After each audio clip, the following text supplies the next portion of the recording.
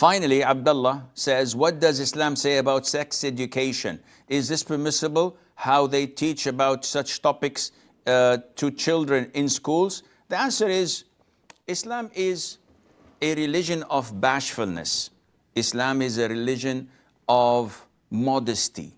And the way sex education is being taught in kafir countries, in countries that do not believe in Islam, is definitely something wrong and out of the question.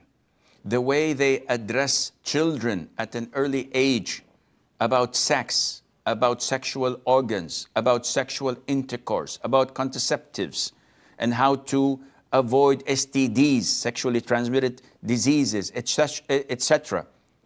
All of these things are not education.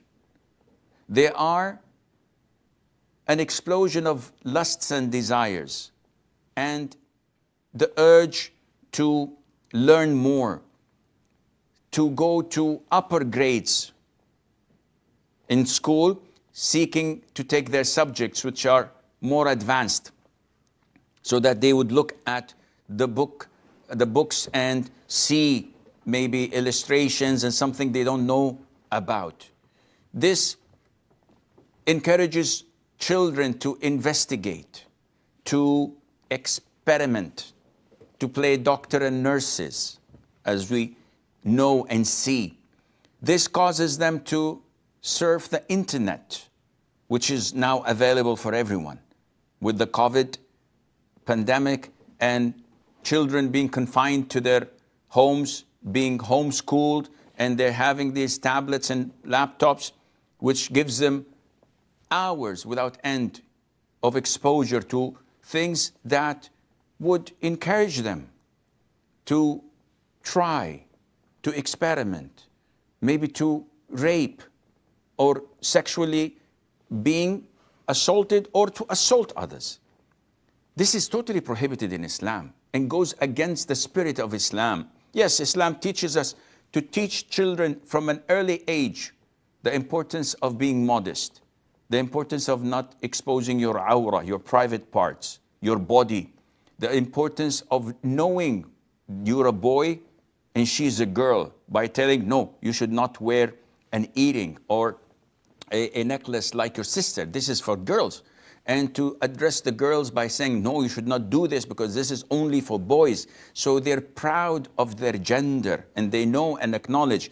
We teach them not to come to houses or to bedrooms at restricted times so that they would not be exposed to adults or to grown-ups awrah, such as after Fajr prayer, at the siesta time, the qaylula time, at Dhuhr prayer, and after Isha prayer. So before Fajr, during the Dhuhr time, and after Isha. These are the times where people tend to relax in their bedrooms. So children are not allowed to enter without knocking and seeking permission. And we teach them this at a very early age. We separate them in bed when they go to sleep, as the Prophet said, because this is the age of investigating.